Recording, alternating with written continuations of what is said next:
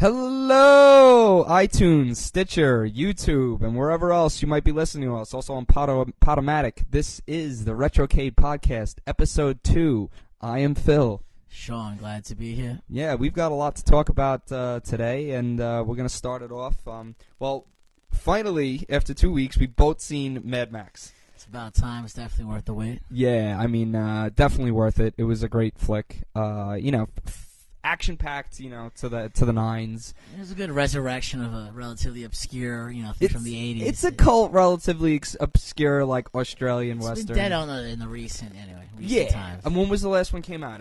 The Thunderdome came out like 1989, or let's check. I think it came out in like 80, maybe 89. Was it? Beyond Thunderdome was 85, so 30 years. Pretty interesting how they greenlighted it with the director George Miller. Absolutely. And if you looked at his last recent movies, you'd be like, holy shit. He did Happy Feet. Yeah, he did Happy Feet 2. Right. Babe the Pig. Yeah, he did Babe the Pig in the City. Those are his last 3 movies. Which is so weird, because you have this guy that never directed a movie before Mad Max. He was a doctor in Australia. He does Mad Max. It's like kind of a cult hit. It spiked Mel Gibson's career. It's totally made Mel Gibson. Without it, he wouldn't have had a career. And it made 2 more sequels. They were both really good. Mad Max, this Road Warrior is a great movie. They're both really fun action flicks of that kind. And and then he goes into these other genres, animated penguins and pigs. I don't get it. Talking animals. It's so funny, that he goes. How do you do that drastic, 180? Completely 180. That you start from these. Killing action movies with explosions and cars and the fact freaks. that the studio is like, yeah, open reign, here's all this money, and your last movie is Happy Feet 2. It's really, for them to greenlight that is interesting. I mean, this movie shouldn't have happened by any means, but it did, and I'm glad it went to fruition. It did, because it's definitely, I guess, the best Mad Max of all of them.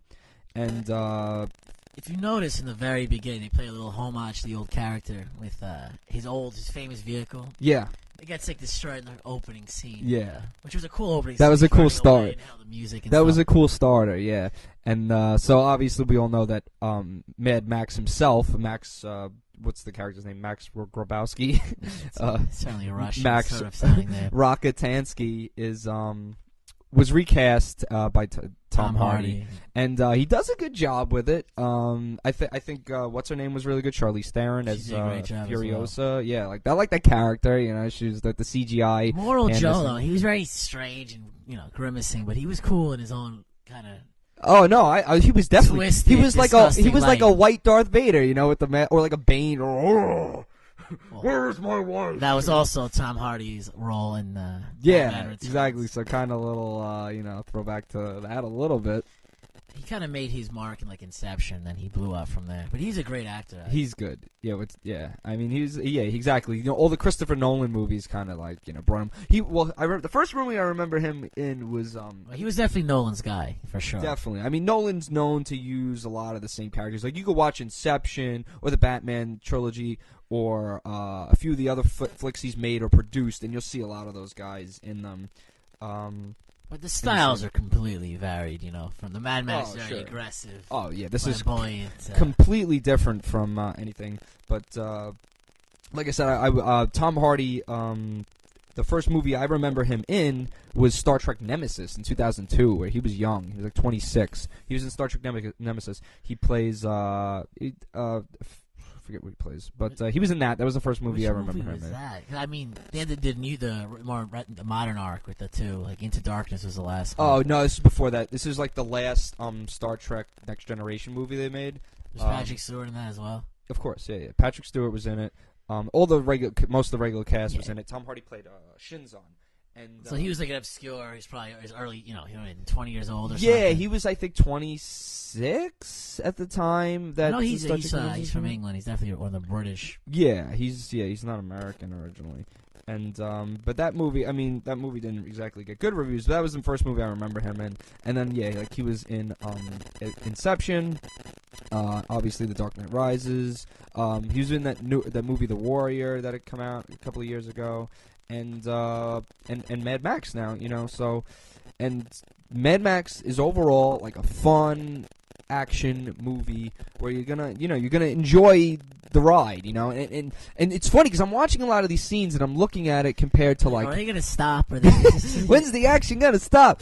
But you could compare it to other action movies and it stands up to everything else. And I'm thinking in my head, I was like, this fucking excuse my language, but this guy George Miller is about 70, 71 years old. That's another thing.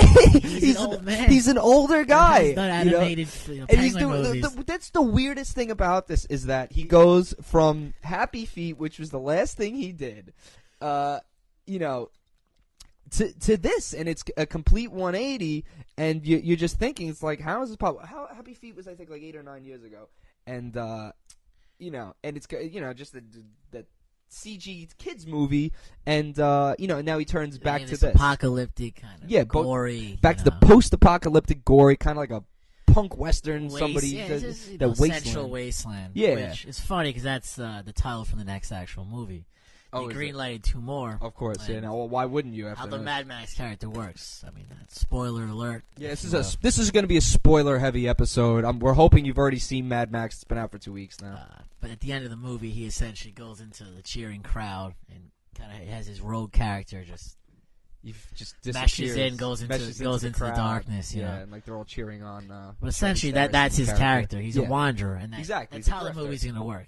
Charlie's character, and it works great that way. And you know what? When he kind of because he's kind of like a loner. When he teamed up with her, I was like, well, they're gonna team up the whole time. But it worked really well, and it's completely enjoyable the way that they team up to fight Immoral Joe, wherever his name is. Was his name Immoral Joe? Correct. And his son. So he's a linear, juiced up kind of. In fact, that guy's huge in real life. I think he's a WWE wrestler. Yeah, he played Rictus, which was the son of Joe, Immortan Joe. So he played the son of him. He's a huge dude in real life. And as far as some of the cameos, people don't realize Zoe Kravitz was in the movie. She had very few lines. She was one of his wives. She was, the dark looking, like the kind of the black chick of the wives. Yeah. She's very light skinned, but she was. She was the one that was kind of like in charge of putting the ammo and the weapons. What was her name? Toast. I think did they say that? I don't know. Toast was her name. Okay. And another funny thing was Nicholas Hoult, pretty big actors. He was in the First Class, X-Men First Class. Yeah, he plays the Beast, correct? And he was in Days of Future Past. He's flying the plane and stuff. He's a relatively huge actor at the moment. Yeah, he's big, younger, and it's funny, English actor. Pretty huge guy, and the movie, shaved head, chapped lips, fucking freak. Yeah, he looks like a freak. I picked up on his face right away. I was like, that looks like Beast from. No, you had a familiar face. I knew his face. It clicked in. I figured it out by the end of it. I was assuming it was him. Halfway through, I'm like, oh, that's who he is. Yeah. But again, this guy shaves his head, unrecognizable if you look at him. Yeah, pretty much. Yeah, like they make him look. The spray paint on the face. They're all super pale. Those. They were talking about. They're kind of doing the suicidal acts for this curious Immortal Joe, right? And they were mentioning like Asgard and Asgard.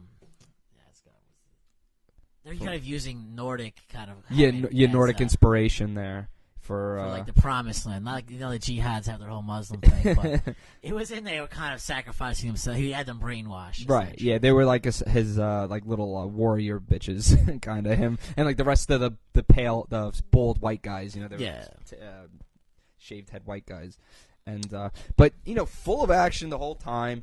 Good character arcs. For Furiosa and Mad Max himself. A lot of cool themes.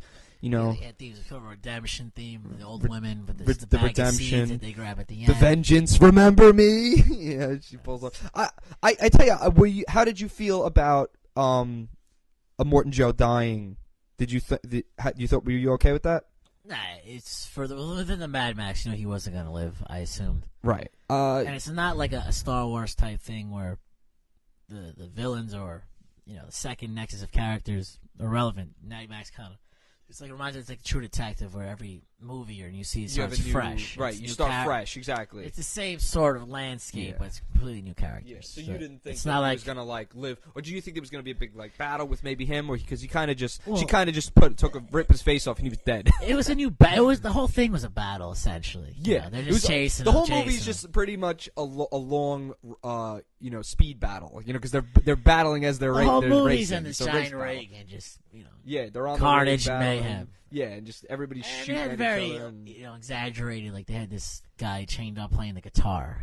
yeah, very exaggerated, stylized, like he was like a slave and like Western violence. Deformed face and stuff. Yeah, Like, he's playing the double and guitar. chained on, like, a Yeah, slave. yeah. But he's doing a lot of enthusiasm for a slave. Yeah, he was certainly enjoying himself on that. If you're a slave, and there's the thing that water was a big theme. That I've seen, the Mad Max character drink water. Right when he kind of escapes him being a blood donor, he drinks water. Yeah. The rest of the movie, there's no water to be drank. I don't know where. Were they drinking the mother's milk, right? Or at least washing himself with the mother's milk? I mean, would you rather wash yourself? I'd probably rather wash myself than drink it. It's not kind of disgusting. Yeah, but those option. those scenes that make those kind of movies are kind of freakish, like like the part where they're milking. It's like morbid fat. Yeah, they're just milking he the food. He did it on purpose, kind of almost to be like cattle, Yeah, they're like cattle. Their purpose is just to get milked. And they had the short, kind of deformed guy.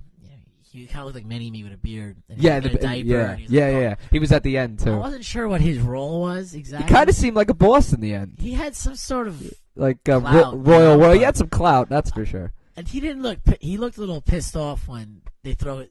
Joe's corpse at the very end. And in front of like the. He seemed a little bitter about it. Yeah, he'll probably. I guess he'll show up in the next one.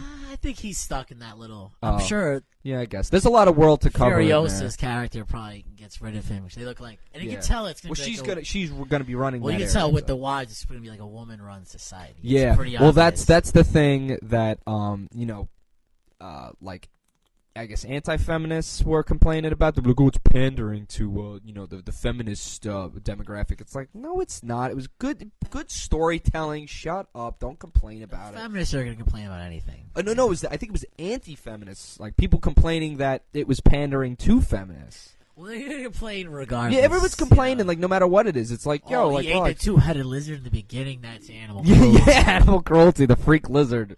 Yeah. You can't please everyone. It's no, impossible. You can't. Everybody will always complain on Twitter. As long as you have something to complain about, they'll complain about it on Twitter. But I enjoyed myself. Especially from Happy Feet 2.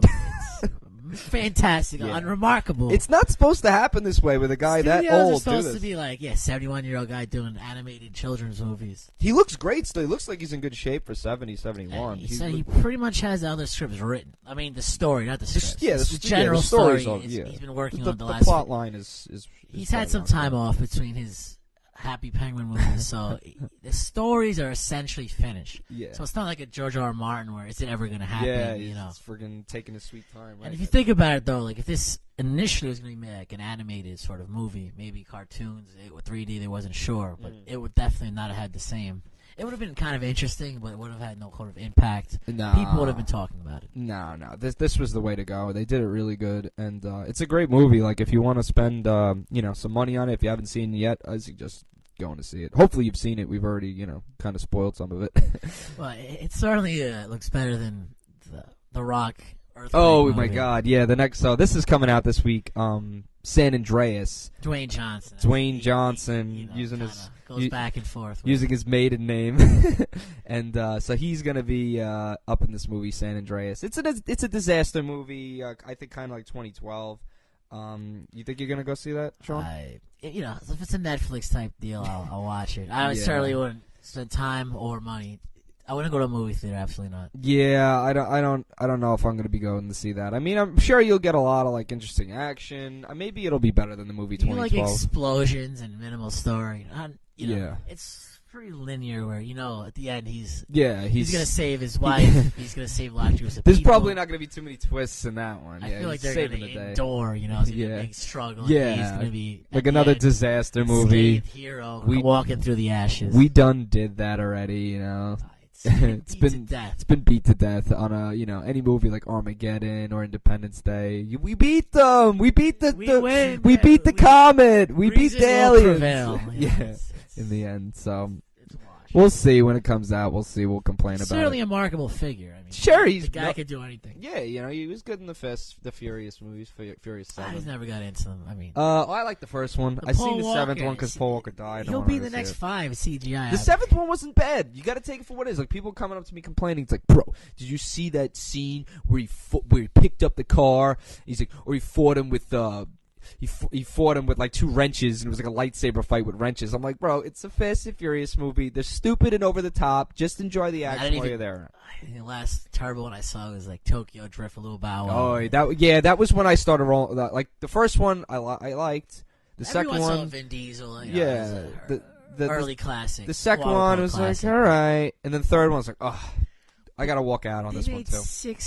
7 movies. 7 it's movies. remarkable. Yeah. Well, it's a money maker franchise. It's such a simple premise. Furious 7 made $1 billion in like the first week. Especially over the 7 is the Paul Walker had a big aspect to it. Sure. Well, internationally it was huge too. It made a ton of money internationally. I guess it had a lot to do with his death. Fancy, crazy cars. Yeah. Well, it's not even racing anymore. A lot of people complain about it's not even racing movies anymore. It's just heist movies. Well, yeah, pretty much. I mean, the first one kind of was a heist movie too. Not to isolate the NASCAR fans out there. They're not intellectual geniuses.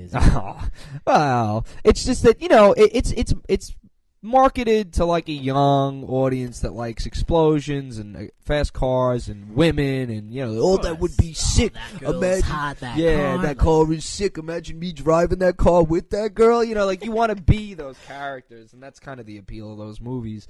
What sucks is also like Paul Walker's family, and they're like, "Do you mind if his brother did the stunts, CGI the rest?" They CGI. They said, "Oh, 100%, absolutely, we'd love to." Whereas Nolan had enough footage because the initial script, if you remember, in The Dark Knight Rises, the Scarecrow was a judge in some sort of criminal scene. The initial script that was going to be Heath Ledger, he was going to be the judge, and it makes a lot more sense. Okay. Scarecrow. Judge. Yeah, I know. Who the hell cares about the Scarecrow being the judge? People take him seriously as the judge. The Joker, that would be cool. Especially Ledger's Joker in that universe was just unbelievable, flawless, just was powerful. Great. He was great. So everyone would have been delighted to see that. And plus, the Joker's a little more comedic, so he would have made a mockery of the whole thing. Yeah, like instead you had to have the Scarecrow be comedic, Yeah, he's like nerdy guy with like death by exile. Yeah, with his poison gases. Yeah, which the Joker also uses, but in a more entertaining manner. Sure. Regardless, so Nolan goes up to the Ledger family. He has the one young daughter. I think the actress Michelle Williams was. They go to his family anyway, and they say, "Hey, do you mind if we have all this unused footage? We can kind of just put them in." Right. Well, we can. And they said, "We're not comfortable with that. We're not giving you permission." Oh, for Ledger for to making it Rises. He's dead just to use his likeness to make like a quick 10-minute cameo, if that. And they said, "No way, we don't sign off on it." I would like to see that footage. I mean, it's in a vault somewhere. They should have put that in the deleted scene reel.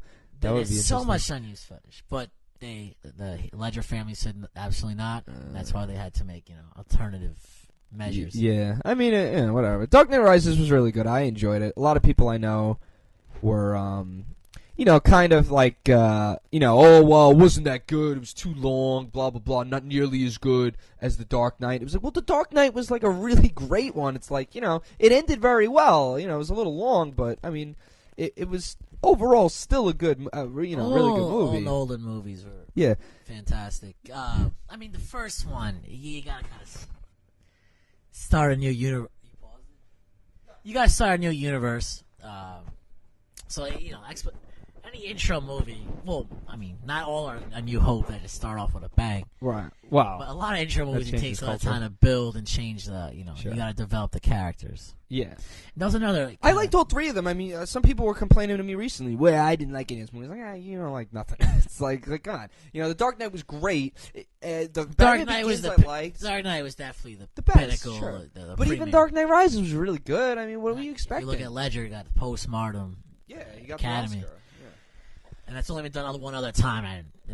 I don't have the date in front of me, but it was not in recent time. Posthumous, 80, 90 years ago. The posthumous Oscar.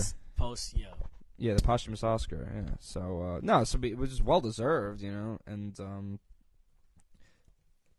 you know, it was just good stuff. So if you looked into this new, well, I don't know, it's not official, but the new Spider-Man casting, apparently the Garfield universe, which I thought was kind of lame, to be honest with you. Not that Tobey Maguire did a fantastic job. No, well, I felt Tobey Maguire was a little more influential Spider-Man. The yeah. Garfield, the first Spider-Man was a huge movie. That was one of the most massive. The biggest movie. The Marvel movie machine back on the map. Back on the map, absolutely. That was the one that sparked it. Spider-Man, it did better than X-Men came out before it, and which was good, but Spider-Man became the biggest movie. It's funny with the X-Men though, like the newer ones are great. I love Days of Future Past. Days of Future Past, fantastic. It was great. But if you look at the original one that came out in the year 2000, the first one. Yeah. You can't watch it anymore. It's terrible. Hey, I had it on the other day. It was all right. I watched the second one's good. X2 is good. X2's good. They're tough watch. Really? No, X2's good. And the stories, how they finished that kind of canon was just ridiculous. They almost ignored it because if you look, yeah, they definitely. Ian McKellen, I know. he comes back like an Xavier. The storyline was just, I thought it was terribly done. Whatever. At the time, the second one was my favorite. The third one was my least favorite, I think. X3. Like, I'm definitely excited for Age of Apocalypse. They got like a pretty interesting new cast going. And Fassbender and McElroy are on point. Oh, yeah. They're both really good as those characters. I love James McAvoy as him. Fassbender I like as an actor. Fassbender is, he's going to be playing Steve Jobs in the new Steve Jobs bioflick. I think we mentioned that last week, actually. But so we'll see how that is. I definitely like Fassbender. He's good. Magneto's a very powerful character. Shame? Where he's like a sex addict? No, that was McElroy. No. It's called Filth. No, that's a different movie. So they both play yeah, because in Filth he plays a cop in Ireland, Scotland. Scotland. It's close enough. And Fassbender plays If you look at the title, Shame and Filth. Yeah, Shame and Filth. Essentially the same. Yeah, and he was really good in that movie. He's like a sex addict. It was directed by Steve McQueen. It was a good flick, and I haven't seen Filth though, and you saw Filth. And I saw it. It came out maybe 2012, 2013, the latest. It was, it was a big release in that over the pond. Over there. Yeah. It was here might have been a few indie theaters in Manhattan. Maybe, yeah, it was a limited release. If it was in the States, it might have been 50 theaters. Maybe New York, LA. Yeah, I didn't. You go to some indie flicks. There's some nice ones in the city. Like I saw Birdman there when it initially came out. Oh yeah, I saw Birdman was great when I Birdman. saw it. That's the type of movie you have to watch twice. You miss so much. What was that? This is pretty rich. There's a lot of misunderstandings where you just don't understand clearly what they're going for in that specific scene. Yeah, it was really cool. Did you like the way that it was supposed to be like one long, no cuts? Obviously it's funny, there was cuts. It almost kind of was Michael Keaton himself, because if you think about it, he did a phenomenal job. But what has he been in? Forever, well, that's why they chose him as the lead, because like it's a true story. It's kind of a true story because he was Batman and he hasn't really done much shit since then. And then he comes roaring back, in this movie like he did in the play in the movie. It was perfect casting. Yeah, and that was really fun. And he did a great job. Another one. Ed Norton was really good. Ed Norton did just as good as Keaton, if not better. They were both. I've always liked Ed Norton. Fight Club. You look at it. Fight Club's great. Marcus Eric's great. Of course, and he's very versatile. And it's weird. I thought this Hulk thing didn't work out, but at the end, he just had disputes with Marvel. Rounders, I love him in Rounders. Yeah, he has so many good roles. He's a good actor, So I really enjoyed him and all that. But back to Spider-Man. So yeah, you go from Tobey Maguire, who did a really good job for the time. Great. Yeah, because these movies have gotten more serious and more dark since then. That back then they were kind of on the comic lines, So what, Spider-Man? But also, do what you need to do with her, then drop her fast. The guy Simmons, he's a huge actor now. Which guy is that? He plays the what's his name? Jonah, the Daily Bugle, his boss. Oh yeah. He was on. He was in what's it called? J.K. Simmons. J.K. Simmons. I'm sorry. He was back. He plays everything. I remember him as Oz. He was on Oz. Oz. He was like a leader of the Aryan race. Yeah, he was. He was in the movie Juno. If you remember. Now he's huge. But now he's huge. Yeah, he was in that movie Whiplash. Did you see that? Been in I didn't see Whiplash. I didn't either. That's gonna be. I'm gonna have to go. He's gonna be Reed Richards. Is he? The boy in that. Guy. The man in that. But back into the Spider-Man lore, the casting. Tobey Maguire did a fantastic job. The worst probably casting ever, and I hope this person's not in Hollywood. He definitely lost his job. Was casting Eric Foreman, Topher Grace as Venom Venom. Eddie Brock. It is by far the worst casting I've ever I didn't seen like him in it either. in my life. I He do still people looks always like Eric complain about Foreman. In my head, he still That's always the problem. You see him in so many. Did you see Interstellar? He was in. They threw him in there in Interstellar. He had very minimal cameo. He was a minimal. Yeah, there was like almost a He cameo. might have had 20 lines. Yeah, he was only in two scenes. He gets punched in the face in I one just of thought them. it was a strange movie. I didn't. Oh yeah, no, it was really good. I liked it. I mean, if you like McConaughey, the whole movie's him. But yeah, I'm not even a huge fan of McConaughey. he's going through. It's all right. I like the movie. Concepts of reality and time, and I liked it. I liked it a lot, until the very end when it was like, love is the only thing that transcends time and space. I'm like, it was, all right, I'll allow it. Juggled a lot. But Juggled a lot of concepts, a lot of cool sci-fi concepts. This is fun, really nice, sleek to watch. Show, but the whole Yeah, thing, that was my least he favorite. falls into the spectrum of time. That was my least favorite part.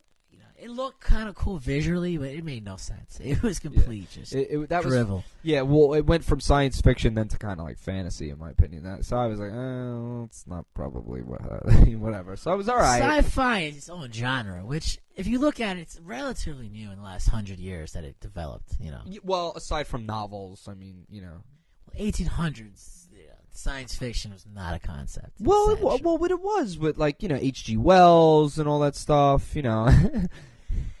Like Wells, that's fantastic with the advent of radio. Basically caused a modern catastrophe. Oh, you're going to go back and talk about the War of the Worlds. The War of the Worlds the by Tom Cruise version, though, is it's all right. It's watchable. It's watchable, exactly. That's I about think. it. See, that would definitely. I'm not like putting it in the Blu-ray player. Really. Let's go watch it. If it's on, maybe I'll. You know for a fact there'll be a remake at some point. Yeah, why not? Let's remake it 7 more times. They remake everything, of course. Well, if it's a known property and it was successful, the slightly successful is bucks to be made on. Because if you look at relatively new ideas, there's nothing that's like, let's make 5 sequels. And the thing is that movies really only have that first weekend to really make their money back. So if you have like a new, fresh concept, but it's an unknown property. It doesn't have that recognition, like, a brand recognition like Star Wars or anything Marvel does. Like Marvel, they keep making those movies because people are going to go see it. Well, it's a Marvel. I know the comics so and that. DC's People know. trying to ride the train. DC's got a lot of banking on this Batman and Superman. Ooh, they got so much. I think it's going to be great. I think I prefer DC than Marvel. It's a little grittier. The characters are a little more. I love Batman. You're going to call Superman more gritty than Marvel? Superman is the be-all of all. He's the most iconic comic book character. Not that I'm a Superman fan per se, but if you look at it, he might be the most iconic comic book character. I guess. I mean, that emblem he wears, you see T-shirts. Yeah, the S is very. I was driving around the other day, and I literally was at a red light. And I live in Staten Island, New York, borough, New York City. Literally saw the FDMOI had a shirt on with. Oh, that is Superman FDMOI. And they had Superman is singing. It's universal. It's a universal. Yeah, it is. It is. It has universal appeal. Is the character kind of linear? He's almost too powerful to like. Well, of course he is. It's like a god complex. It's like, well, I have every power. It's like Batman has no powers. No, Batman's just a dude. He's just a dude detective. Like. I feel like Gotham City was based on the old New York. It was just sure a cesspool of crime. And so was Metropolis, But then, I feel like Metropolis is like in New York now, where it's just more clean cut and just corporate entities like Lex Luthor running the show. Well, Gotham, is kind of based on New York in like the 20s, right? 20s, or 40s, whatever. From New York from the 20s to probably. So it's a grittier New York where there's crime and everything. And you go in the city of New York, was the most vile place. Oh, it's very intriguing. Well, now it's Disneyland. Starbucks. It costs you $400 to get in, and it's sleek and nice. Get a hotel room, $300. Yeah, forget Get it. an apartment, your soul. $7,000 a month. It's absurd. But so yeah, I mean, I think it'll be good. When I first heard the cast of who's playing Batman in the new one? Affleck. When Ben Affleck, I was curious about that cast. I was like, oh, but I'm gonna see him as Ben Affleck. He looks like Bruce Wayne. His real life, like I could see Bruce Wayne looking like Ben Affleck. I mean, dark hair, those features. I could see it. Kind of how Bruce Wayne, I guess, is supposed to look a bit. But he did get jacked up for this movie, though. Him being that, just Yeah, so we'll see how he does. If you look at it, it's not the worst of Batman castings. I mean, George Clooney, I think, was the worst. George Clooney's the worst one, yeah. I even liked... People ragged on Val Kilmer. I thought he wasn't that bad as a Batman. There was even, If you look at it's infamous. His bat suit. There's like a nipple. Oh, the Joel Schumacher nipples. They're like infamous. Nipple indents on his armor. The Joel. I'm gonna just vigilante of crime. The Joel Schumacher I'm nipples gonna are put nipple insets on my armor. on the suit. There was nipples on everything in that movie. That was a disaster. You know what's very funny? A freeze is coming. In The those puns. kind of really cheesy 90 Batman movies, they were gonna make a sequel, and apparently Madonna was gonna play Harley Quinn. Really? And Nicolas Cage was gonna be the Scarecrow. Oh, I think I heard about that. It got axed. Maybe. Thank God, probably for everyone involved. I don't know how that would have turned out. But it was very close to being in development. For a year, I don't have any. I want to say later, maybe 97, 98, probably 97 range. Yeah, I'm happy. I'm happy they redid it with Batman Begins. That was a good trilogy. Because the first one was great as a rehash. They just started to be just like these commercial, kind of like. They were like with the product placement and on with a freeze. Like it was like Jim Carrey though. Surprisingly, he was not. He did a decent job. I didn't hate Batman Forever. A lot of people say that's where it started to really suck. Arnold, it was cheese. Oh, it was so cheesy. I remember as a kid hating that movie. In fact, you know who I seen it in the theater? I seen a mutual friend of ours, John Lamberti. I think I saw it with, and we seen it.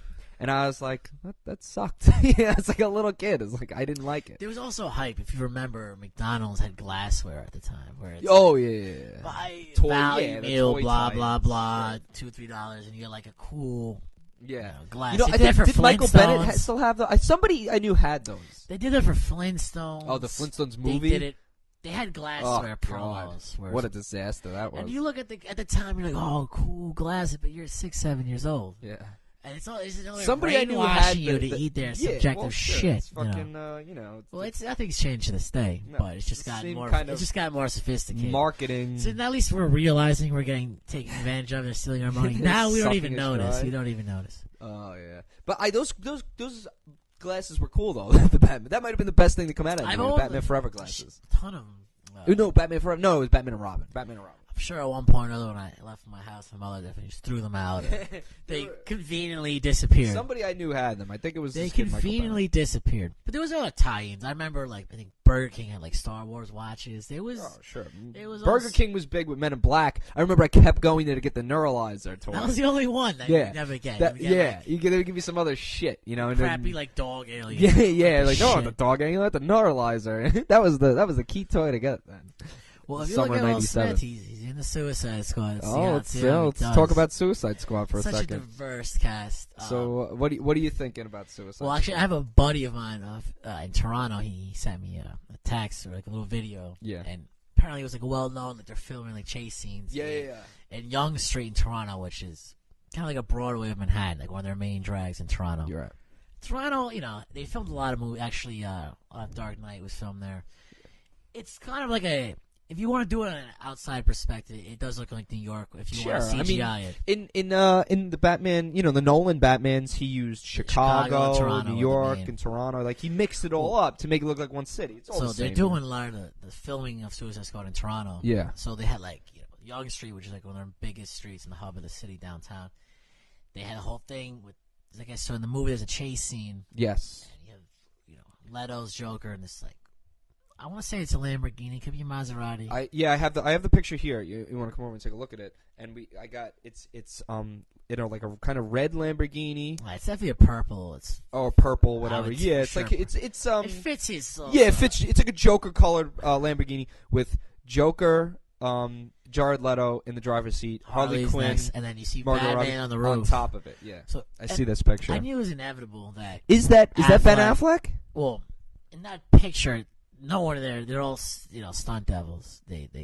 Yeah, because this doesn't look like I'm looking at a high res picture of this, and it doesn't look like Affleck. Because they're stunt devils. I mean, he's got the mask on. They're stunt devils. Yeah, all right. So go ahead and say stunt double. So, but all right. So I mean, it's fair to say that Batman. My buddy was there, and people knew about it, and it's fair to say that Batman's in this movie. Well, if you know anything about Suicide Squad, they actually just came out with a recently animated movie. It came out about a year ago. Mm-hmm. And one thing DC does way better than Marvel is their animated movies. Oh yeah, fantastically better. They're super dark, fantastic. I just saw the Batman and Superman one. It's a little older. That came out maybe 2-3 years ago. Yeah, it was good. So the recent one came out I think 2014, maybe early 2014 it came out. Mm-hmm. So Suicide Squad, it was called Assault on Arkham. Right. I didn't see that yet. It's a great movie. Batman is in the movie. He makes appearances. He fucks everything up. Right. Spoils the villain's plans, essentially. He's not by any means a main character. And I feel like within most Suicide Squads, Batman is not a main character, but he shows his face, ruins their plans, and leaves. Yeah, spoils everything and disappears. So you kind of think that that's going to happen in this? Well, is that how that movie went down? The plot twist is a little different, but the Joker essentially in the Suicide Squad, this won't really be a spoiler, but he is not part of the main story. He is another one like a Batman that you're in Arkham Asylum, he's there. He breaks out as usual, causes mayhem, and then not only ruins the Suicide Squad's plans, but Batman's as well. So he's just trying to destructive force. Right. But the rumors out of this script is the Suicide Squad is trying to get the Joker, and that's why they're using Harley Quinn as sort of a bait. Now, none of this is confirmed. This is just speculation. This is just speculation, the interwebs, if you will. Yeah, so I wouldn't call these spoilers. I would just call it speculation. But, I mean, if anything, the movies always deviate from the actual story. Naturally. Look at Days of Futures Past. Mystique's not even in the comic book. Right. She's not even making an appearance. Not even a mention. Right. No, they had to fit her in the movie. She's a central figure. Yeah. They had to fit. You're not going to have Ellen Page as your main character of an X-Men movie. I'm sorry. Well, that's it. She's not a terrible actress, but her time has passed. She's not. She was good in the movie with the guy from The Office. What's it called? What was the name? It was like a superhero movie. It was like ultra violent, like comic book style. What's her name again? Ellen Page. Ellen Page, Canadian actress. Yeah, she's funny. She's good. They were in the movie. Her and I'm trying to think. Give me 1 second here. But she was I'm thinking about Office characters. the Super, the movie Super. With Dwight Schrute. Dwight Schrute with Rainn Wilson. Wilson, Dwight Schrute. Yeah, that was a good movie. It was he's like another one. He's sort of. I mean, he's more versatile than Kramer because he's not overt racist that yells obscenities at people. But Dwight Schrute is a Kramer level character. He's a Kramer level character. That it's very iconic, very groundbreaking. Yeah. For the rest of his life, like I don't know if you have ever seen it's a web series, Comedians with Cars with Jerry Seinfeld. Oh, yeah. Comedians with Cars with Coffee. Yeah. He does an episode with Michael Richards because even though he's blacklisted in Hollywood because of his racial remarks, his comments. Jerry Seinfeld is very powerful. He's got power, and he's still. He's like, listen, you're one of my good friends. I'm gonna still give you. I'm gonna shine some light on you still. You're blacklisted. You might be a parasite, as far as Hollywood's nobody concerned. else is giving him a job now. I'm Jerry Seinfeld. I can do what I want, and he has that luxury. He does. And they're good. It's nice to have that luxury. Yeah, so he still brings him in. Remember, he had him do that apology on, I think it was Letterman or one of them. Letterman. Yeah. And like nobody else would have had a lot, And Letterman and Seinfeld were boys. Yeah, like this. And literally, even on the last episode of Letterman was like, I want nothing to do with it. Seinfeld, as a favor to me, could you help my boy Michael Richards? Yeah. So they clearly have a good big friendship. Yeah, definitely. Yeah, he's obviously. So they're interviewing their show. It's him going out all his famous comedians and such. And he's a big car collector as well, Jerry Seinfeld. Of course. Same as Jay Leno. I was gonna say they're both him and Jay Leno have the biggest car collections. Like a personal garage. You look like in the mall parking lot. He's got a mall parking lot in his in his apartment building. He's just filled 1940s, filled with Porsches. Beamer. Yeah.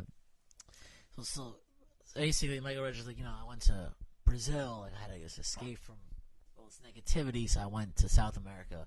More importantly, Brazil. And then at one point, he's like, I'm literally in the rainforest. I'm in the Amazon. These people don't speak English. They're almost not hunter-gatherers, but very primitive sort of. He's in the middle of the Amazon rainforest. Right. And he's there like in a tour in the middle of nowhere, and he hears like you can't understand the language, incomprehensible, ancient language. Right. Kramer. No way.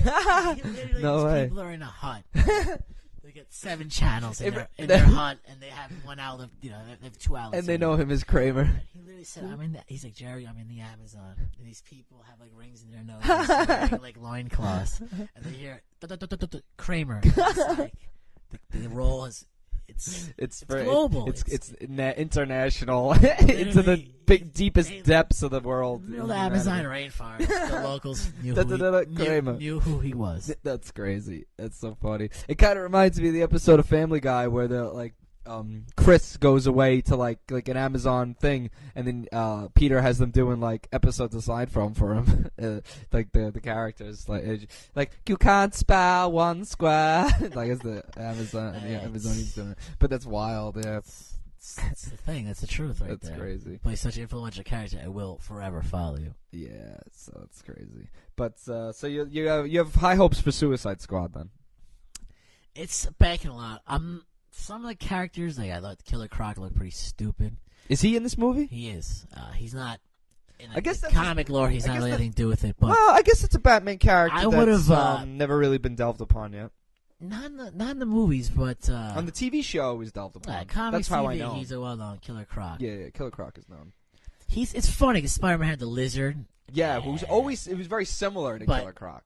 Croc is more of a criminal, and the Killer Croc had this like rare genetic condition. Essentially, he was this like kind of black dude in the hood, had like a really weird genetic condition, and just kind of ended up being like a circus freak kind of deal. Yeah, he was always a beast though, like physically strong. You'd always be. But he was a lot cooler. Where lizard. There's like some. What was the name of the Spider-Man character in the first Spider-Man? The Amazing Spider-Man. It was a lizard. That was the name of the character. Yeah, he's he's a pretty obscure character, not too relevant to Spider-Man. Like one of those weaker, very weak villain. I would never have used him for. Yeah, well, it was Dr. Kurt Connors is the guy's name, and then he turns into the lizard. Yeah, it's funny because the Kurt Connors, right? Peter Parker. If you notice, and this was Stan Lee. It's very well. Reed Richards. Yeah. A lot of these comic book characters, they use like a first name and a last name. They're the same letter. Spelling. Yeah, it's a catchier title. Yeah, it's catchy. Kurt Connors or Reed Richards. No, exactly. It's Peter Parker's like Peter Parker. Example. Yeah, there's tons of them. It's a well-known. Yeah, that's a known Stan Lee thing. He created all this stuff. So. I mean, he's a living icon. He really is. Definitely. He didn't even have as much money as he should. He should be George Lucas billionaire at this level. I heard though he's only worth $50 million. He got bought out at the wrong time. Yeah. Well, Marvel he's still absurdly comfortable. In the late '90s, comics were disappearing, and it was like, oh, comics suck. No one cares about Marvel. Early '90s, X-Men had like a big exodus. The cartoon. Well, the cartoon, sure, but comics in general, and maybe the late '90s was when it was diminishing. Dumps, yeah, in the late '90s, and that's when everything changed. And Marvel, when did Marvel get sold to Disney? Well, I feel like Disney almost owns part of my soul. I know. I'm a big Star Wars fan, big Marvel fan, and you own everything. Yeah, that's why I kind of root for Warner Brothers almost, because they're an underdog. It's almost like they're still putting quality stuff out, at least on the DC perspective. And well, you thought that last Superman movie was good? I liked it. A lot of people had qualms about the Zod. That wasn't my biggest qualm. It wasn't terrible, to be honest. It was not bad. It's not a movie you watch 7 times, but I did enjoy it. I didn't think it was that good. What was the name of Man of Steel? It wasn't that good. I didn't think it was that good. It was like too dark for a Superman movie. It's a Superman movie. But that's what DC is. It's dark. You want Marvel's boom, yeah, Flash. But when you compare it to like the old Superman movies with Christopher Reeves, those are terrible. No, they're not terrible. The first Superman was good. That's why we have a conflict of interest, because I can't watch the other ones. They're just I can watch the first and second one. I can't do it. The third one is stupid, but the first and second one. It just Zod Superman. He's not known for killing people. Nor is Batman, but no, he snaps if you look Zod's at their neck at the end. Villains, they're just the most sinister bunch, and that's why. So you can't make a Marvel villains are a little more eccentric, if you will. I love them. Yeah, I guess and Doom, I would say, are my favorites. Thanos is another big and they're colorful. Oh, you like Thanos? Yeah. Well, they're bringing that in. Sure. We all seen from the after credits, post credits scene in Age of Ultron. Age of Ultron. Ultron was another thing I thought it could have been done a little better. At least Ultron himself. The movie was cool graphically. I thought Scarlet Witch was very well done. I mean, I felt that way too. I enjoyed it. I was like, is it better than the first one? I'm thinking in my head, I'm like, no, probably not. It's probably a little worse. But good, like you said, Age of like Ultron himself, I think was my biggest issue with it. They fleshed out what's his name? What's the sniper guy's name? Hawkeye. They fleshed out Hawkeye a little better. Hawkeye is in all honestly a shit character. He yeah, well, that's it, you know. But he's just a human dude. The rest you of them compare him to Green Arrow in the DC universe. Yeah, Green sure. Arrow's a little cooler. Yeah, you seem to sway yourself to the DC characters a little more. Yeah, it's sort of like, at least in the New York perspective, the Mets or Yankees. I mean, don't get me wrong, I do like Marvel. I would say X-Men is probably my favorite within the Marvel canon. Right. But on Hawkeye, you have all these kind of almost overly powerful beings, and you need a woman. I see Scarlett Johansson's character. You need a female. Just sure, you're gonna need a female. You need female can't have a bunch. You need female representation, especially in a movie. Like, that size. Yeah, something to appeal to half the demographic. Yeah, I know. Come on, you know, you're gonna need some female heroes there, or leaders. You know, kind of like, you know, with the new Star Wars, you got this Captain Phasma, which is Gwendolyn Christie from Game of Thrones. I think she's gonna be a great character. A droid kind of architect woman? No, she's gonna be playing the Chrome Trooper. Oh, she's playing the Chrome Trooper, which is really, like, people are speculating to be like kind of like the main villain in this movie, because she's gonna be, you know, following around. I don't want to give out speculation or spoilers to that movie, because that one's too epic. I recently just saw a she's in preview for that movie with you maybe a couple weeks ago, and I saw. Yeah, because you saw it. You waited to see it on the big screen. Yeah. And I saw it at Celebration. Phenomenal. Well, I didn't have the luxury of going to Celebration. Well, I had to go. Yeah. But it was phenomenal. No, it was you awesome. see Luke, you see his metal hand punching R2, you know, and it's very powerful image was Crash Star Destroyer and Tatsu. Yeah, to start it off with the that. Sand dunes. Yeah. That's something like that's like a fan film thing. Something like, oh, we want to crash Star Destroyer in the sand. Then you finally see it in a real movie. Completely sick. Now, I have a question for you, which I was curious, and I have no knowledge of this. Go ahead. Is Boba Fett make an appearance? Not that I know of.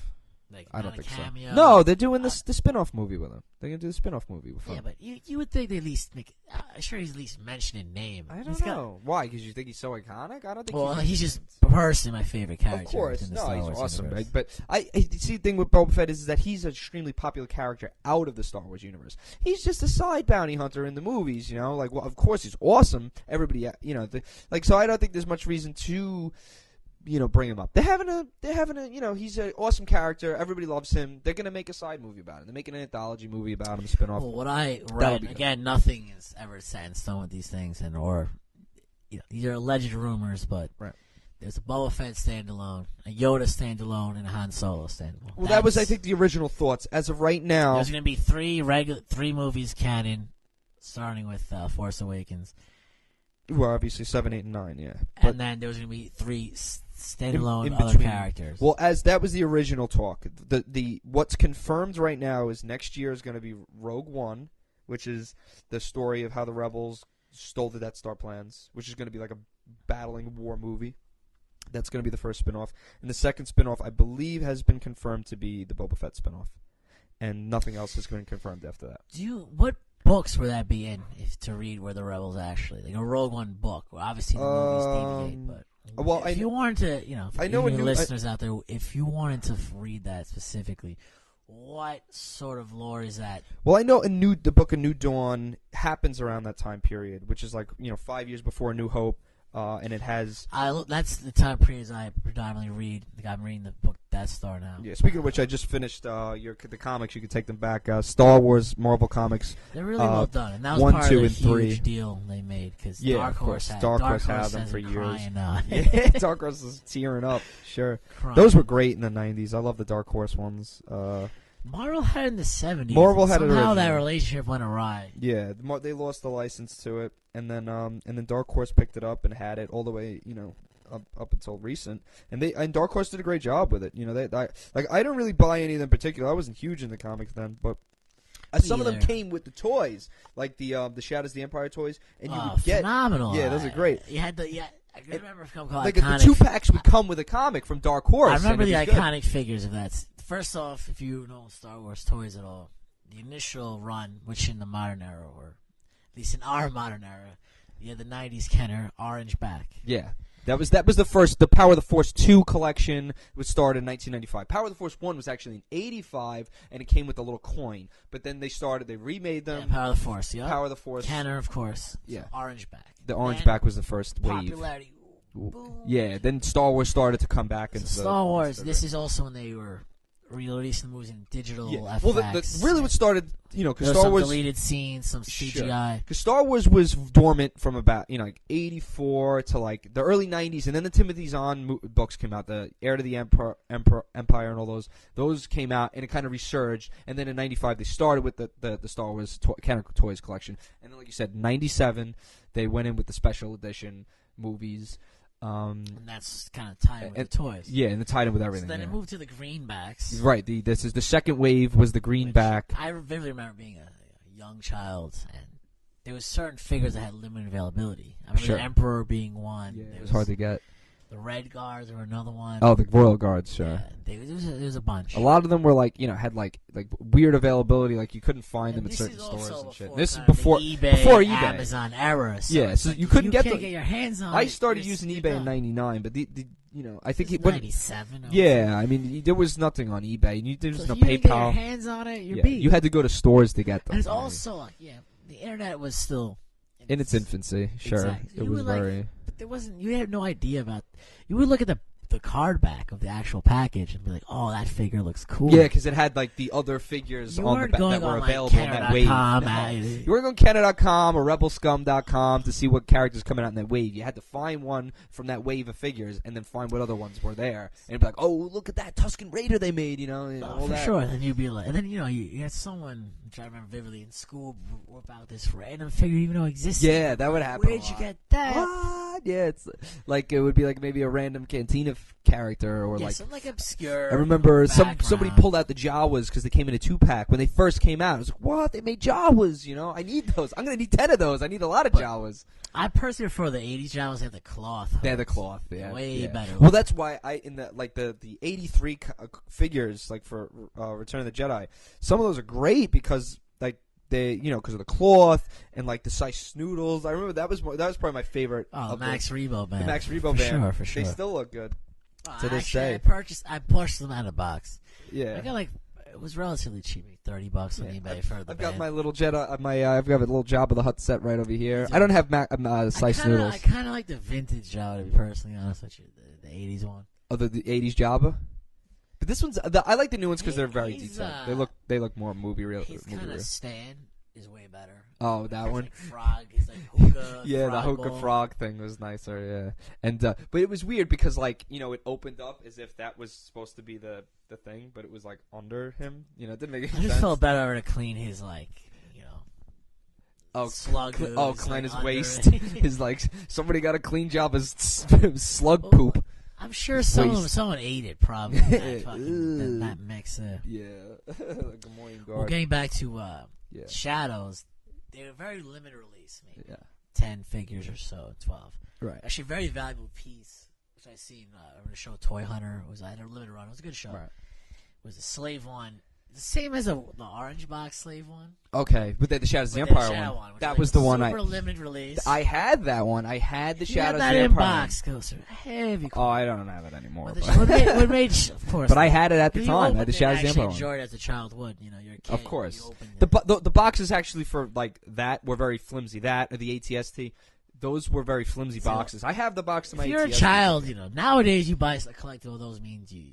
Yeah, I keep all the boxes now for my collections. If you're 9, 10 years old, or you keep in a box, there's something wrong with you. You're not a real child. I ripped them all up.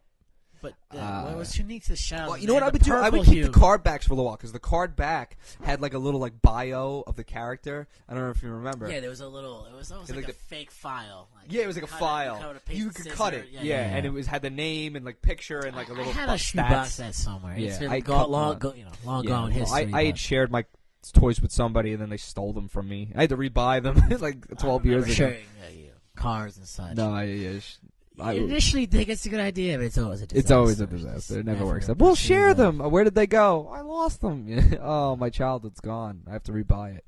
But yeah, the Dark Horse comics for Shadows of the Empire were always really good. They're really rich. They look really good. Sizor was fantastic. Sizor was a good character. Dash Rendar was a good character. Those are great characters. Dash is almost just a new Han, more modern.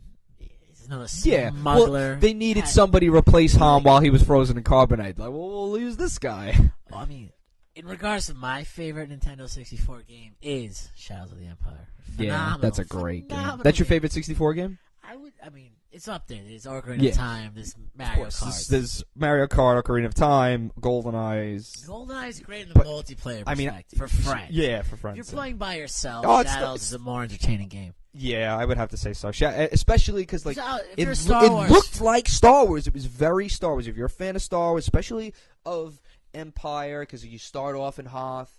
And then you work your way, like Ord Mantell is in it, like which they mentioned in the movie. I like your Hunter and Ord Mantell changed my mind. Coruscant, you're like the sewers. And Imperial City sewers, and you're also. It's Coruscant Imperial City because same place. Yeah. It almost reminds you of like Saigon is Ho Chi Minh. Yeah. People have different names. You know? Yeah, but no, like Stalingrad and same. Right. I mean, no one's using the word Stalingrad anymore. Obviously. No. He's a clear villain piece of shit. It was Stalingrad, St. Petersburg. St. Petersburg sounds a lot nicer. You're like, I'm not booking a flight to Stalingrad. We're going to Stalingrad. I was like, I'm going to Saddamville. We're gonna make a trip there. But Imperial City was Coruscant and that thing. And Gal Spaceport was my favorite board. That was the one where you fight Boba Fett. You fight him in the slave one, then you fight him. Or you fight him as Boba Fett. You break his backpack, and then he goes into the slave one. Of course, you're never gonna beat him. No, you never beat. He just like his backpack, his jetpack kind of like explodes. He falls down into like where his I remember really where his ship is, and he comes out of the ship. When you fight IG-88 in the junkyard. Yeah, that was a tough one. That was Ord Mantell. You gotta jump all these barges. Yeah. And they used all the original music from the movies. Phenomenal. Yeah, And actually, they interviewed George Lucas, and if at the time I had the script, this movie would have been made. He said that. He said it. He was like his most favorite sides. Lore that he read. Yes. He said it tied in perfectly. He loved the characters. He loved that. He said he was like, if I knew about this in the '80s, I would have made a movie of it. He like really enjoyed it. It's great. It's like Luke's in it for like 10 seconds. Yeah, Luke's not really in it, because like Luke's busy doing his Jedi thing. You play the game as Dash Rendar. Book Leia Zeiser like seduces her. Yes. That's actually because they even made a soundtrack to that movie. It was a multimedia project. So they even made a soundtrack by Joel McNeely using, obviously. I have to check that out. It's great. I have it on my computer. It's great. I have a physical copy of it. I bought it. It's great. It's really good.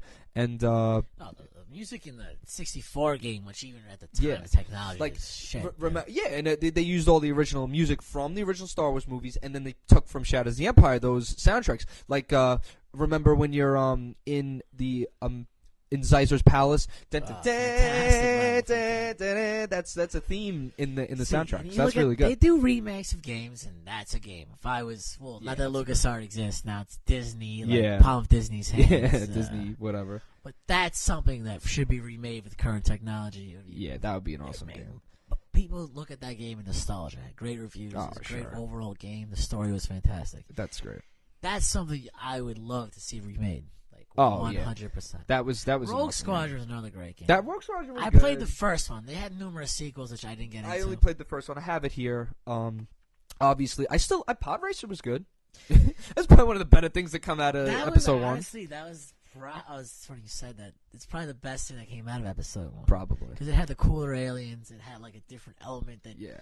It's a fun game to play. Honestly, I think one of it's a strong word to use the word cancer, but Padme, Queen Amidala was the worst thing to ever happen to the Star Wars universe. Oh, there was worse things. Yeah, Dexter, Jetster, Jar Jar. Natalie Portman's beautiful, but her character was just miserable to watch. When she was on the screen, you're like, oh. You could say that about all the characters of the prequels. Although we're not going to rag on the prequels today. I want to actually mention this thing since we're talking about Star Wars. Actually, the big news today that Andy Serkis's role in Episode 7 has been revealed. He's obviously Andy Serkis. You'll know him. He played Gollum in The Lord of the Rings. I was going to say, I don't know Caesar. much about him, but beyond that, he's a CGI. He's the top motion actor. He's in Age of Ultron. He's the guy that's like running like the barge. That's like he's supposed to be the premier, He's the premier guy for motion capture. He did Kong in King Kong movie, the Peter Jackson one. He Gollum in what's it called? He was Caesar. Peter Jackson did King Kong. That funny. Piece of schlock with terrible. Jack Black. I'd rather watch the black and white one, to be honest with you. Me too. Me too. But so he, everybody knew that he was in a movie. People assumed, were speculating that in the first trailer for Force Awakens, he did the voice. There has been an awakening. Have you felt it? That was his voice. People were speculating that. I couldn't recognize his voice. So people were assuming that, and nobody knew what his role was. Everybody was assuming he was going to do motion capture. Why wouldn't he? So now it's been confirmed that he's doing a motion capture character, and the name of the character is Supreme Leader Snoke. So is this is this sort of an Imperial character? Or? Probably. It's probably some sort of freak. Remember, the Empire is no more. They call it the First Order, and the Resistance being the so are these rebels. Essentially stand-alone people that... So is the rebellion essentially? Because I've read a lot of the books rebellion's in still the past. using the rebellion symbol too. They haven't changed that. Usually, it's on Oscar Isaac's. Because it's tough to really discuss what there's different versions of the story. So in your mind, at least of what you read, who do you think essentially is running the galaxy at this point? Well, I'm assuming that it's just speculation that the Empire is, or the First Order has rebuilt, and now they've recalled it the First Order, and they're running things. So, to be honest with you, I don't feel like the rebellion even has it in them to rule the galaxy effectively. No, because they're so small. Yeah, they're the manpower. They're on the resources. They don't. And but you figure that they knock down. They're probably in some form or another. This might be like places like Iraq, for example, where they had a functioning government might have been horrible and militantly run. But we intervened, the rebellion being... We gave them freedom. I'm almost condoning the Empire. At least the Empire was a well-run machine. Things were in order. Things were in order. Evil order. The rebellion, evil subjective. So, it's a good as a point of view, Anakin. Your arrogance blinds you, Sean. The Empire, right? So, it's maybe they have some difficulties in the morality department. That's obvious. The Empire, rebels, everyone's freed. Yeah. Then what? How are these, obscure planets that have little to martial law that are run by stormtroopers and they tried to bring the New Republic. That was like the whole plan. But when the rebellion gets in-phased, okay, now the rebellion empire is done. You don't think all these criminals are just going to take over? Clearly. Yeah, all right, but the Empire was also run by like an evil Sith Lord, with a evil Satan face. He looks like death. Yeah, I look like death. My face is scarred and deformed. The powerful leaders of our world. Yeah, look at the old Pope. He looked like the Pope before this one. The German one. Yeah, and all Germans have Pope Benedict Arnold. That's their... I am the new Pope. But so he's Supreme Leader Snoke, Andy Serkis. So he'll probably I'm assuming he's gonna have some. He's probably gonna be a bad guy. In this picture of him doing the motion capture, he doesn't look too happy. He looks like a bad guy. I actually saw the picture this morning. That? I mean, I didn't go into detail with it, but he certainly looked villainous. I'll tell you that. Yeah, he didn't look too. It wasn't a flattering photo. And I got a full he resolution. Like he had a deviant nature about him. Yeah, and his Supreme Leader. Supreme Leader's like, Supreme Leader, he's great. It's never that title. It's Supreme. First off, the word leader, Supreme and leader, I'm assuming all powerful. Thinking he might be some sort of emperor figure, because like the thing is that might be my biggest gripe with Episode 7. That a lot of the things that I'm seeing seem like rehashes. Kylo Ren's like a Darth Vader, and the Supreme Leader Snoke might be like an emperor. And then the First Order, they just renamed the Empire. Like, you don't want to rehash what you've done before, but at the same time, you don't want to stray too far from what you're so used to as being a great movie. Hopefully the characters work out good and everything works out great with this flick. I just hope I hope so hard that it is. It's been 10 years since the last Star Wars. Absurd cash. Oh well, it's gonna ring in the bucks. Do you think it'll make more than Age of Ultron? Absolutely, 100%. Yeah, a lot of people 100%. A lot of people were saying otherwise before Age of Ultron came out. Then Age of Ultron didn't make that much, or didn't make as much as people were assuming.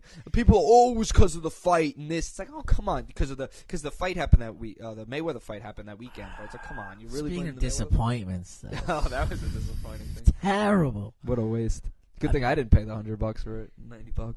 I had a buddy of mine at the fight, but it was terrible. It was. I mean, that's a deviate off topic. Yeah, we're deviating here. That was more disappointing than your Ghostbusters movie was going to be, and that's saying a lot. All right, so but that's that for Star Wars. Real quick, I want to go over maybe two more topics. One of them is Johnny Quest is getting a live-action movie with Robert Rodriguez directing. What do you think of that? Do you know anything about Johnny Quest? What do you know about Johnny Quest? I'll tell you Johnny Quest. It's more nostalgic period. Robert Rodriguez, I like. Yeah, he's good. He's done some good stuff. He's he did Sin City, or at least I worked on Sin City, and the movie Machete. Once Upon a Time in Mexico, a personal favorite of mine. Oh, that's a good one. Yeah. That's my favorite of his. He actually wrote a book years ago called Rebel Without a Crew. Oh yeah. You should look into it. It's very. Yeah. In the but film at the same industry, thing, he also did Spy Kids 1 and 2. Well, as we talked about George Miller doing Happy Feet. If the I know. paycheck's right, you're gonna. Yeah, do exactly. It. Oh, work is work. And it's hard to say if me or you or any listener is in that position. If that paycheck is, you'll all take right, the paycheck too. I'll do Happy Feet 7. I'll do Happy Feet 7. Journey to Antarctica. Yeah, really. Yeah, and he did. So he's been on the block for a bit. So that'll be interesting, I think. But Johnny Quest. I was never a big fan of Johnny Quest. I remember watching it as a small child with my grandparents. It used to be on the Cartoon Networks, late nights type deal. That's where I remember it from. Cartoon Network eventually our generation, they're like, we'll still show it. The kids now, they're like, this would never work. No, but it had kind of cool characters. Yeah.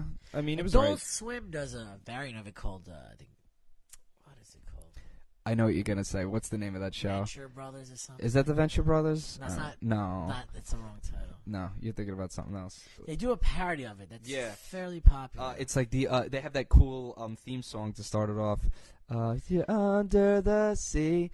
It is the Venture Bros. It is the Venture Brothers? Oh, I was thinking of something else. Oh, the Venture Brothers is the one ripping them off? I thought it was something else. They're on their 8th season, so I remember watching it randomly. You come home smoking pot years ago or whatever. That's what Adult Swim was meant for. People that were just high. or watching Aqua Team Hunger Force. I mean, it's... those things kind of I don't condone do that behavior as much anymore. But still, if you're drunk or somewhat under the influence of anything, that's what Adult Swim's there for. You're watching ridiculous shit that if you're high, it's the best. Yeah. If it's in the same season, but that's what I would compare. It's Yeah, I guess. humorous Family Guy and. Yeah. Well, do you think this live action movie is going to be like that, or you think it's going to be like they're going to take a more serious route to it? Like, for this movie for Johnny Quest. Well, Robert Rodriguez, he's a gritty. He does gritty stuff. So he the fact worked that on Sin City. He's personally doing it, I think I will definitely watch it in theaters. Yeah, I'll probably take a gander at it. Also, they're remaking for Point Break. Keanu's one of Keanu's bigger ones, other than Bill and Ted's Excellent Adventure. Well, what do you think about that? Speaking about Bill and Ted, they were supposed to do a remake. Yeah, I heard about that. Years and years. I thought they were filming it. And Keanu and I think Alex Winters was Ted. Or Bill. I get them mixed up. No, I think Keanu was Ted. Alex Winters was Bill. Regardless. Yeah, whatever. They were supposed to make a cameo in the... They were going to make a cameo in the remake. And initially when it was written, Carlin was supposed to be in it, but unfortunately he passed away. Yeah, so when were they writing this? And it's been written for a long time. Well, Ted was Keanu Reeves in that movie, but he was Rufus, George Carlin. That was great. I was fun in that movie. He was an iconic character, and they read a script where he would make an appearance. And at the time, he's been gone for about 5 years now, 6 years, maybe even longer. He died at 7 years old. 2008, for a so 7 years comedian. ago. That's not bad, especially for somebody who smoked as many cigarettes as he did. Narcotics. Yeah. Living on the road. That takes a toll on you. Yeah, 70. He died at 71. For a comedian, he might as well be 105. That's like dog years. Yeah, I know. Look at all the rest of them: Belushi, Chris Farley. That's the tough one. The list goes on and on. Who comedians die young. Another, just a lot of drug use and shitty lifestyle. Speedballs galore. You're living out of a hotel room with people offering you drugs. It's a tough life. No, I know. That's a tough one. So look at people like Bill Murray. He's out of his mind. The maniac. Yeah. He's out of his mind. Charlie. Phil Hartman. Andy Kaufman. Well, Phil Hartman just married the wrong woman and got murdered. You can't avoid. Well, you can't avoid. John Ritter died earlier, and look, Robin Williams is a great example of that. Rest in peace. He just died. Yeah, that was very shocking to me. I didn't think he was gonna. No one expected that. Yeah, someone that iconic to commit suicide of all things. Maybe a drug overdose. Like Hoffman died of the heroin. Yeah, he did. Did he? Was that the way he croaked? Overdose on heroin, living in the Upper East Side, tons of fucking money. Yeah. But he had cancer though, didn't he? He died of dope, heroin overdose. Whatever you say. Bernie Mac died earlier. That whole cast of Bad Santa, we just had like a black cloud over. Yeah, it's no good. So yeah, but so you're looking forward to the Point Break? I mean, the original one was really good. The original was good, but it came out before my time. To be honest with you. Well, it was in the early '90s, '91 or whatever. I think. Yeah, I was 3 years old. I wasn't checking movies. I was watching like. I know, but I was watching like Garfield and Friends. If anyone remembers that show, it's a shout out to early '90s television. I was not. Yeah. I might have saw the movie when I was years later and was relatively old. So my favorite Keanu movie of that era was by far Bill and Ted, 100%. Yeah, well, until Matrix came out, I loved the Matrix, and then but then the other two weren't as good. Oh man, I remember when I seen the third one, I died a little inside. Even the second one.